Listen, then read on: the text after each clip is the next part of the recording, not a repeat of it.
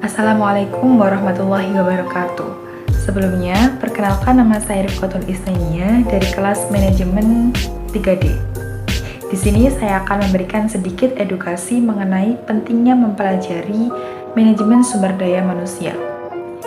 Manajemen sumber daya manusia memberikan kontribusi yang signifikan bagi keberhasilan suatu organisasi. Oleh karena itu, manajemen sumber daya manusia telah muncul sebagai program studi yang sangat populer. Tapi, apa saja sih yang diperlukan dalam manajemen sumber daya manusia dan apa pentingnya dalam dunia bisnis? Let's go, mari kita bahas. Sebelumnya, kalian sudah tahu belum apa itu manajemen sumber daya manusia?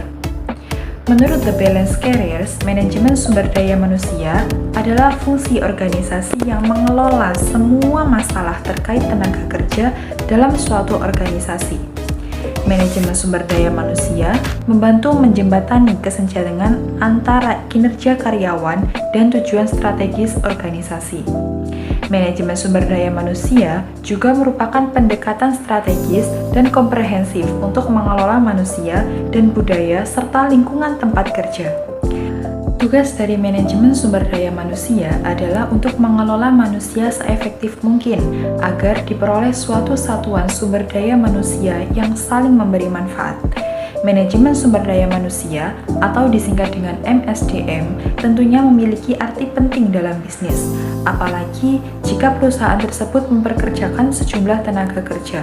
Perlu ada manajemen agar pekerjaan karyawan dapat terarah dan kesejahteraannya terpenuhi.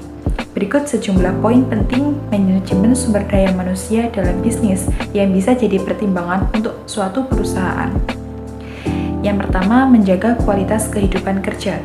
Keberadaan manajemen sumber daya manusia yaitu untuk menjaga kualitas kehidupan kerja.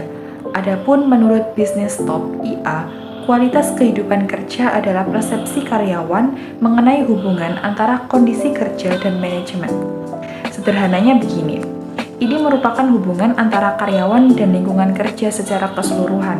Kualitas kehidupan kerja berkaitan dengan persepsi karyawan tentang kesejahteraan fisik dan psikologis di tempat kerja.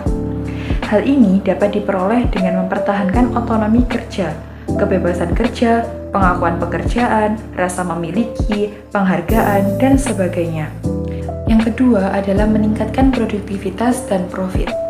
Manajemen sumber daya manusia dapat memastikan kualitas dan kuantitas personal yang tepat di tempat kerja. Selain itu, manajemen sumber daya manusia dapat menciptakan peluang untuk memotivasi individu dan kelompok karyawan untuk tumbuh serta memajukan karir mereka. Yang ketiga, menghasilkan karyawan yang mampu menghadapi perubahan. Manajemen sumber daya manusia memiliki sejumlah fungsi, salah satunya pelatihan dan pengembangan keterampilan karyawan. Program pelatihan dan pengembangan dapat membuat karyawan selalu mempelajari keterampilan baru. Dengan mempelajari hal baru, tentu membuat karyawan terbiasa beradaptasi dengan perubahan. Yang keempat, mencocokkan kebutuhan SDM. Dengan adanya manajemen sumber daya manusia, perusahaan dapat memantau apakah sudah memiliki jumlah pekerja yang memadai atau tidak. Jika jumlah SDM perusahaan tidak memadai, MSDM dapat melakukan kegiatan seperti rekrutmen dan seleksi untuk menyeimbangkan kebutuhan. Sama halnya dengan pemutusan hubungan kerja atau PHK, karyawan yang tidak efisien ini dapat terjadi jika perusahaan memiliki karyawan yang berlebihan. Selain itu, manajemen sumber daya manusia juga dapat mengembangkan citra perusahaan. Setiap perusahaan harus menjaga citra yang baik di mata publik agar dapat bertahan di pasar.